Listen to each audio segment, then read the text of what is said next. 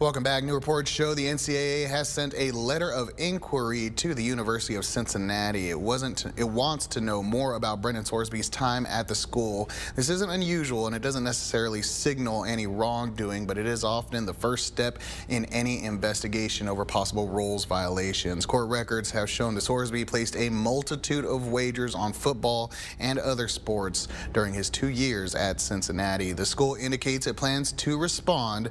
The spokesperson says it has had continuous conversations with the NCAA since the initial reports surfaced, and it does not believe any official or staff member knew Sorsby was placing impermissible sports wagers. The league does not comment on its inquiries or its investigation.